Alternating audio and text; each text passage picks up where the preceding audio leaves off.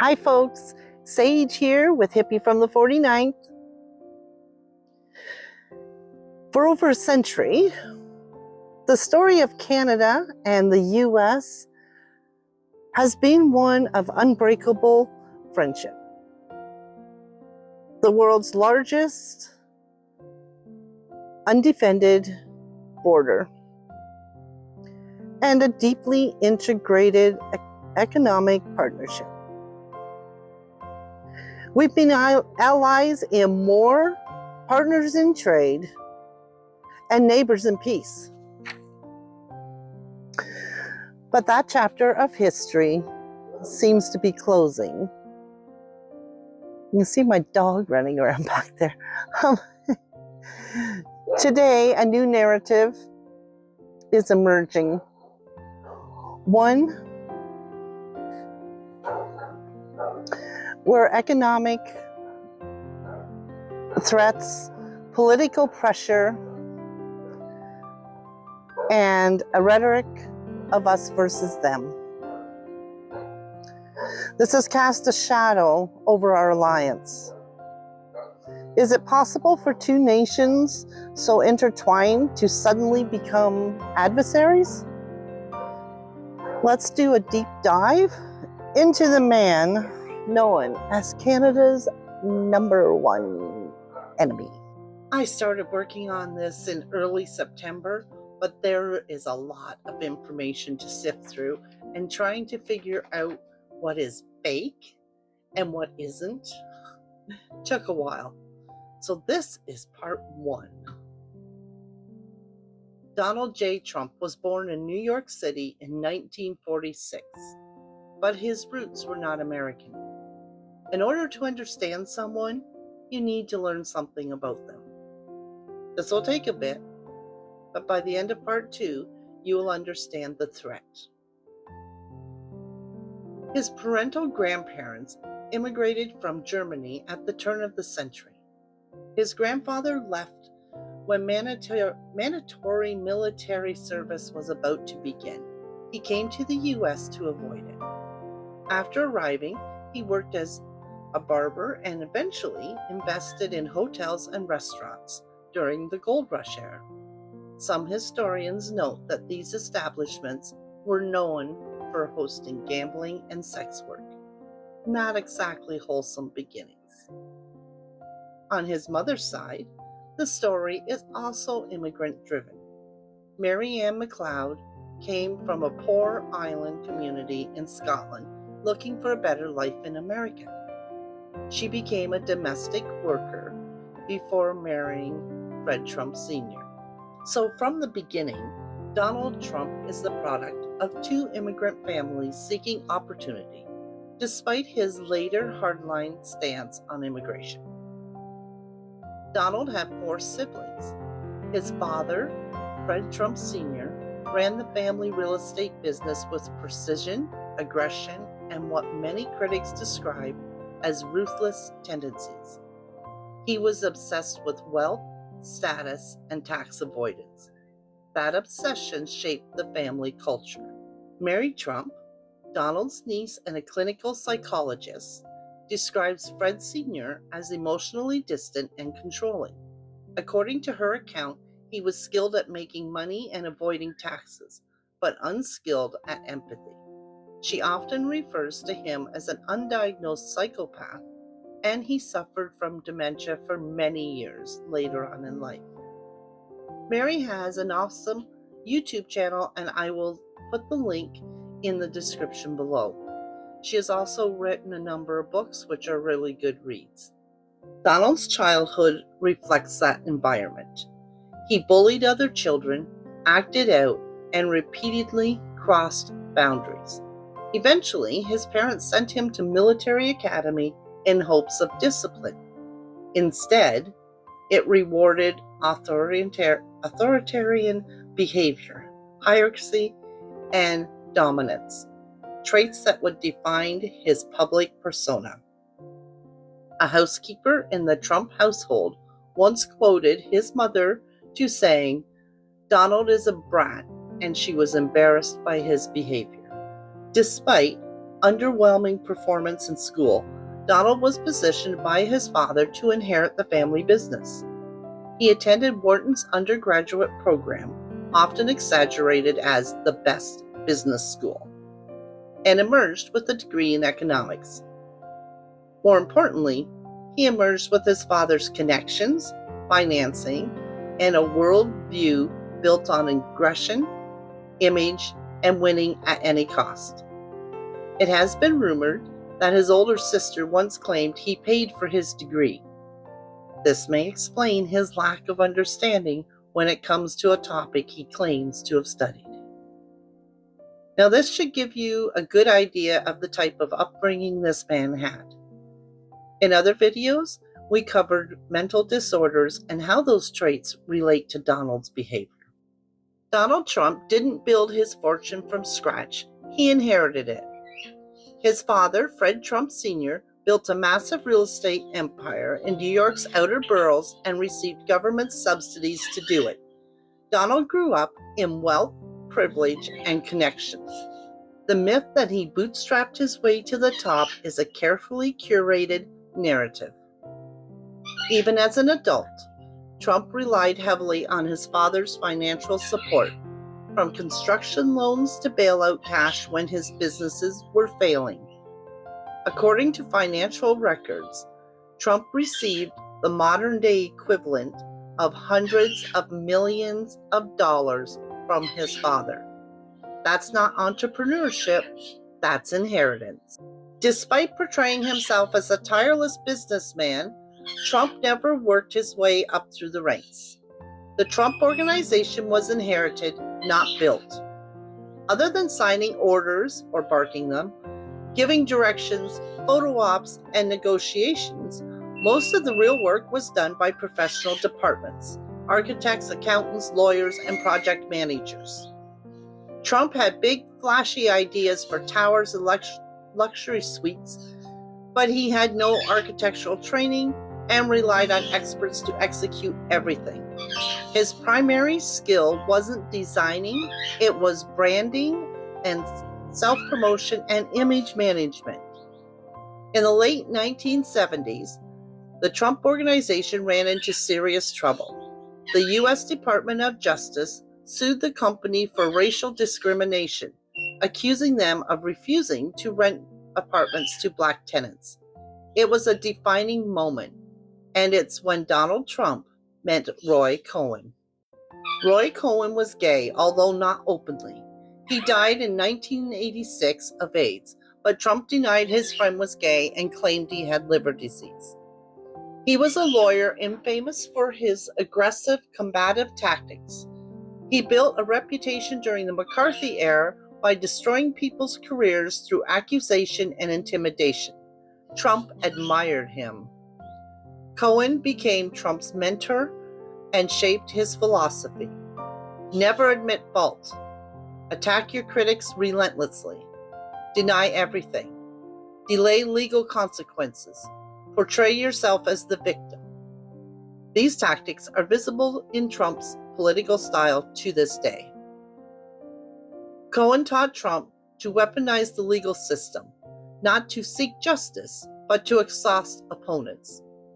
He also taught him to treat every disagreement as a battle to win, not a problem to solve. This mentor relationship explains a lot. Why Trump rarely apologizes, why he sues critics instead of debating them, why he amplifies conflict instead of calming it, why rules are something to dodge and not follow. Note, the relationship between Trump and Cohn is well documented in the 2024 movie, The Apprentice. You should check it out. For someone who branded himself as a genius businessman, Donald Trump has a long track record of failure. Throughout the 1980s and 90s, Trump expanded into everything from airline companies to steak brands, vodka, magazines, and even university programs. Casinos in Atlantic City burned through money. A professional football team collapsed. His airline disappeared, and his Trump University faced lawsuits for fraud. By 1995, Trump-controlled companies had filed for bankruptcy 6 times. In most cases, creditors, not Trump, absorbed the damage. Shareholders, contractors, construction workers, and small businesses were left unpaid, while Trump walked away with the branding rights intact.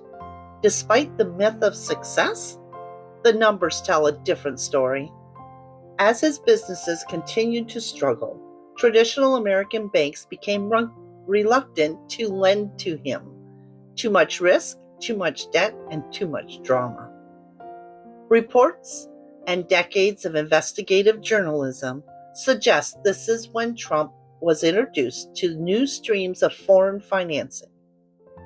Many analyses point to real estate purchases by shell companies, suspicious cash transactions, and investors linked to Eastern European organized crime. To be clear, these connections have been heavily reported, but Trump himself has not been charged with a mob-related crime. Multiple government agencies have investigated financial irregularities around Trump's properties, particularly in the luxury condo market, where units are sometimes used for money laundering. Again, investigations do not equal charges, but the smoke has never fully cleared. There is one confirmed case. The IRS has documented disputes with Trump over questionable tax practices.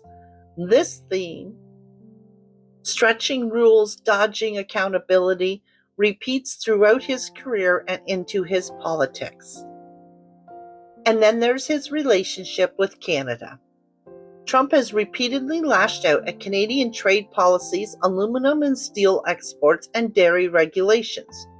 Some speculate this hostility began long before his presidency, when his attempt to establish Trump Tower projects in Toronto and Vancouver ran into financial troubles, lawsuits, and bankruptcy-adjacent chaos involving overseas financiers. Both projects were marketed aggressively, both ran into legal and financial problems, and both ended up with the Trump name quietly being removed. Not exactly a win. When a man who brands himself around success loses face in a foreign market, he remembers it. At this point in the story, a clear pattern is visible. Borrow big, spend flashy, collapse financially, blame others, delay consequences, walk away with the brand intact. That strategy works in real estate. Applied to international politics, it's dangerous. If you've made it this far into the video, I hope you're finding this content interesting. Please take a second to hit like, and if you haven't, please click subscribe. It helps so much to get our content out to other viewers. Now, I'm going to leave you with a funny clip from Saturday Night Live. Cock-a-doodle-doo, folks. I'm Donald Trump. It's Donald Trump's long-lost Saturday Night Live sketch from 11 years ago. Trump, you know our wings will make you happy. Trumpy! Trump dances with SNL cast members dressed as chickens in this commercial for Donald Trump's House of Wings. Come on, get the dancers back.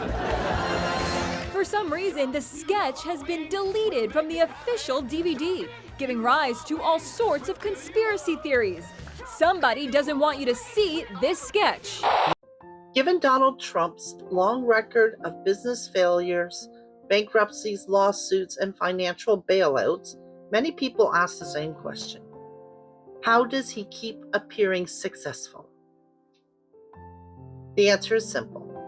Trump excels in branding, marketing, and acting like a success, not building functional businesses. Because he has no ground-level business knowledge, and multiple former employees, executives, and biographers have pointed out that Trump struggles with the fundamentals of business. Ledgers, journals, balance sheets, operational systems, budget controls, supply chains.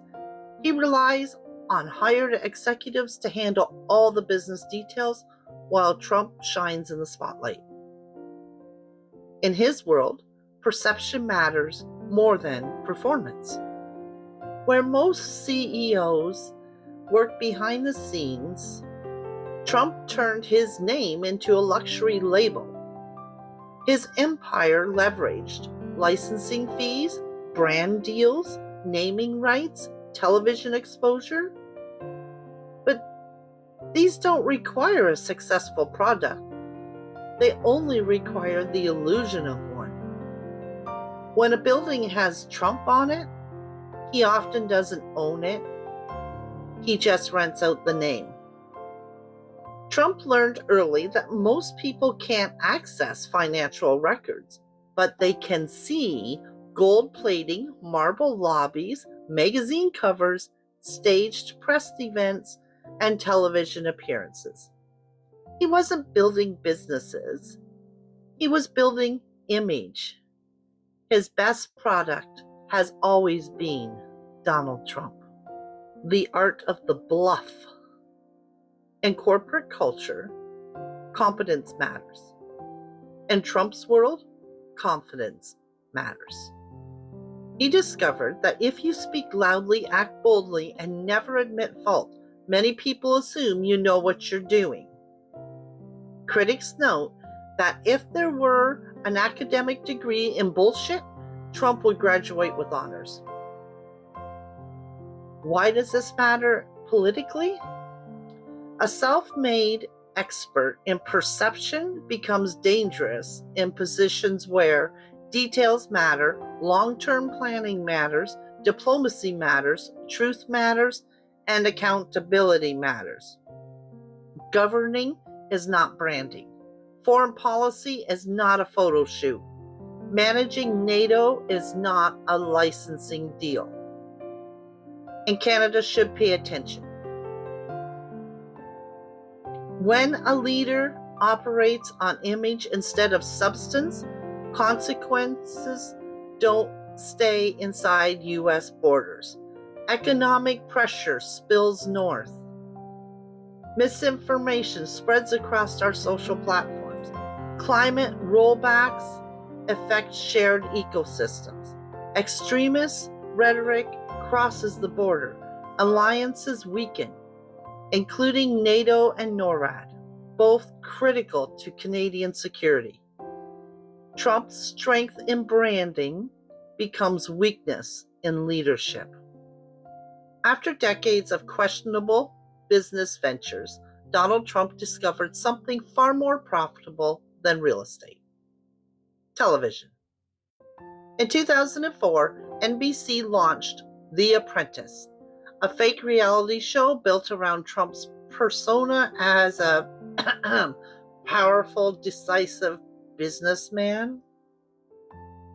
Week after week, viewers watched contestants compete for his approval while Trump delivered his signature phrase, "You're fired."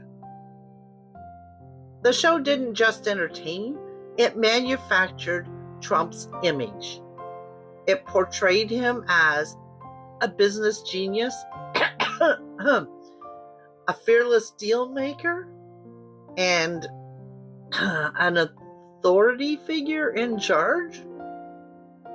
The truth behind the scenes was far less glamorous, but on TV, perception became reality. Before The Apprentice, Trump's career was struggling. Casinos bankrupt, banks hesitant, and credibility slipping. But television rebranded him. The show made millions of viewers believe he was the ultimate CEO. Suddenly, magazines featured him again, endorsements returned, banks were willing to lend, and his brand value skyrocketed. None of this came from business success. It came from editing, lighting, and scripts. At the same time, Trump purchased ownership stakes in the Miss Universe, Miss USA, and Miss Teen USA pageants. On paper, they were competitions. In reality, they were branding platforms. Global glamour, prestige, media headlines, and international audiences. They kept Trump in front of cameras, surrounded by pageantry, wealth, and youth, reinforcing his persona of power.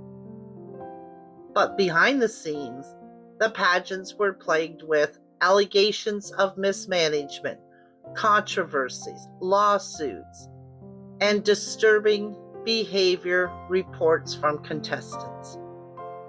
Still, in the world of spectacle, the only thing that matters is the spotlight, and Trump controlled it.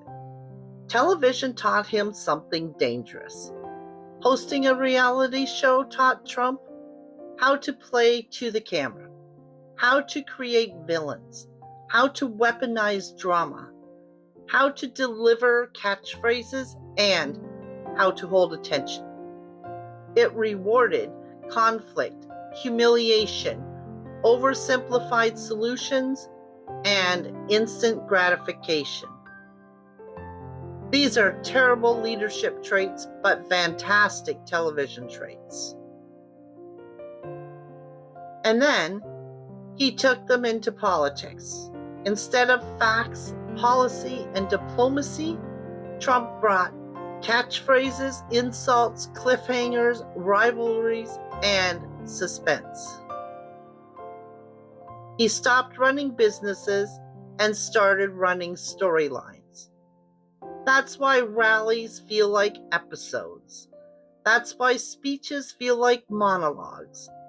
That's why the news cycle reacts like a reality show audience.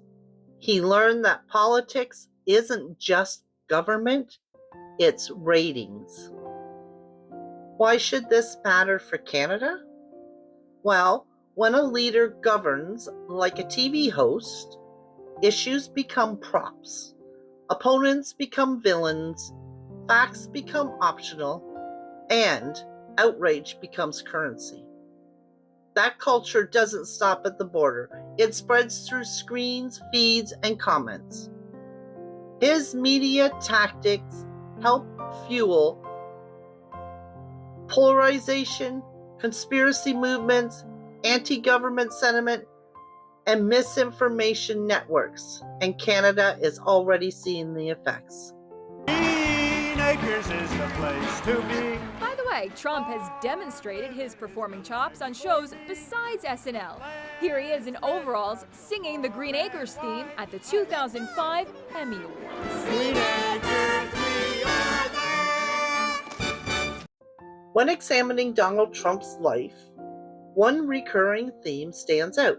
His relationships with women have often been surrounded by controversy, secrecy, and control. Trump has been married 3 times, and 2 of his wives were immigrants, a notable contrast to later political stance on immigration. Trump's first wife, Ivana, was a model from the former Czechoslovakia. Their marriage ended in a highly publicized divorce in the early 1990s. In a 1989 deposition related to their divorce, Ivana described an incident she later characterized as sexual assault within the marriage. After a legal settlement, she issued a statement clarifying that she did not mean the term rape in a literal criminal sense. The details remain sealed under a non-disclosure agreement. Decades later, Ivana died from an accidental fall down the stairs. According to the official medical ruling, just days before parts of her divorce agreement were reportedly set to expire. What raised eyebrows was the burial. Ivana was interred in a small plot of land behind one of Trump's golf courses in New Jersey. Observers have questioned why a woman who reportedly disliked golf was buried on a course, why her resting place has been described as neglected by visitors, and whether there were tax advantages related to designating cemetery land. To be clear, these are public curiosities. Tax experts have noted the potential incentives, and there is no official evidence of wrongdoing. What matters is how unusual it appears. Trump's second wife, Marla Maples, was a young American actress and Trump's mistress during his first marriage. Their marriage was short-lived and intensely scrutinized. Reporters have repeatedly asked her about the relationship. Her response has consistently been, "I cannot discuss that." It has long been believed, though not proven, that restrictive, non-disclosure agreements prevent her from speaking publicly about their marriage. The silence itself speaks volumes. Trump's current wife, Melania, is also an immigrant. Multiple reputable outlets have reported that she signed a marital agreement specifying what public events she must attend, restrictions on speaking negatively about Donald, and limited financial compensation if she were to divorce. She is the only First Lady who has posed nude for pinups, and her photos are apparently still widely available in the former Soviet Union. Again, widely reported, details are private, but the image it presents is one of contractual compliance, not a partnership. Across these relationships, certain themes keep resurfacing: non-disclosure agreements, strict control over image, legal pressure to silence details, and women placed in the background of a powerful brand. This isn't speculation, it's observable behavior over decades. Trump's persona has always been built on dominance, control, and winning. But when control extends into marriages and personal relationships, the pattern becomes more troubling. The personal values a leader practices in private often show up in public. Obsession with loyalty, revenge against critics, belief that rules don't apply to him, transactional relationships, and silencing opposition. Those dynamics don't vanish when someone takes public office. They scale. Donald Trump's history with women doesn't end with his marriages. His public life has been shadowed by numerous allegations of inappropriate conduct stretching back decades. In 2019, journalists Monique L. Fazey and Barry Levine published a book titled All the President's Women. While I haven't been able to read it myself, reviews and investigative summaries claim the book documents over 40 allegations of unwanted advances, inappropriate touching, sexual misconduct, and disturbing encounters. These accounts span from the 1980s through Trump's reality TV era and into his business career. These claims being made by women who he worked with, show contestants, and pageant contestants. And I'm sure you've all heard the tapes from Howard Stern and Access Hollywood, so I won't repeat them. Not all allegations resulted in charges.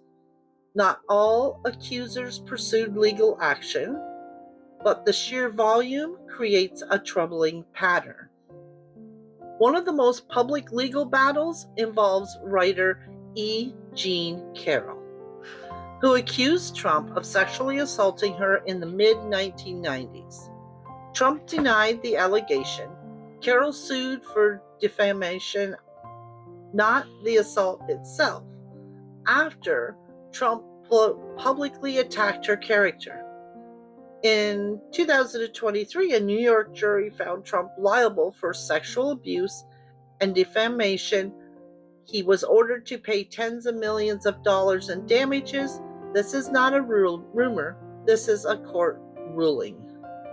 Another name that cannot be ignored is convicted sex offender Jeffrey Epstein. Trump and Epstein moved in the same high society circles throughout the 1990s and the early 2000s. Parties, social events, exclusive clubs. Photographers and witness accounts placed them together numerous times. Trump was recorded in 2002 describing Epstein as someone who likes beautiful women, many of them on the younger side. To be clear, Trump has not been charged with participation in the Epstein crimes, but the association raises uncomfortable questions about his judgment and social environment, and he is currently doing everything he can to prevent the truth from coming out. As the saying goes, you are known by the company you keep.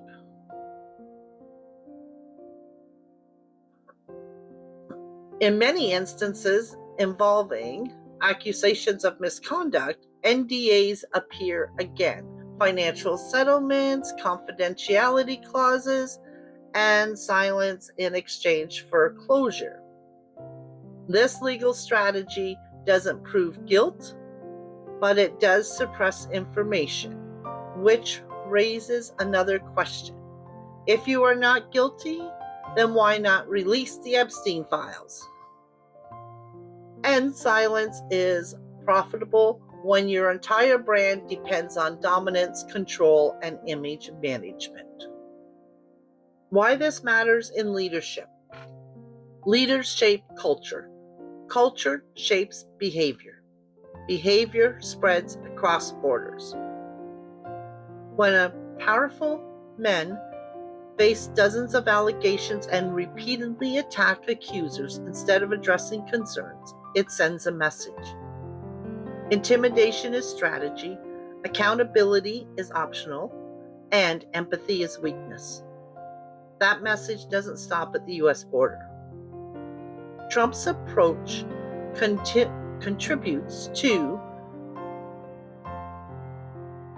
raising misogynistic rhetoric online, normalizing harassment of women in politics, growing conspiracy movements, and radicalization through social media feeds that are shared with Canadians. Politicians here are already receiving threats inspired by American culture war language. This cultural spillover is in real time. Across business, marriage, media, and allegations, the pattern shows control, secrecy, domination, and image protection show up again and again. The personal becomes political, and the political becomes dangerous. Before we go, let's take a quick look at religion in the Trump family. The Trump family attended Marble Collegiate Church in Manhattan, part of the Reformed Church in America. Their pastor was Dr. Norman Vincent Peale, the famous author of The Power of Positive Thinking. Peale preached a kind of prosperity gospel before it was popular, teaching that self-belief and confidence could overcome any obstacle. His sermons were focused more on winning and success than humanity or compassion, and that message deeply resonated with the young Donald. Trump later called Peale the greatest speaker I've ever heard, and said that The Power of Positive Thinking was one of the most influential books in his life, even more than the Bible. For the Trumps, church wasn't just about faith, it was about image, influence, and networking. Fred and Marianne Trump were known donors, but religion in the household was more ceremonial than spiritual. It's easy to see how Peale's brand of optimism and ego-driven motivation helped shape Trump's lifelong belief that confidence matters more than truth and that image is everything. What we have learned so far about Donald Trump. He did not have a great childhood. He was a bully and an embarrassment to his parents. He has no business knowledge. Many of his businesses were failures.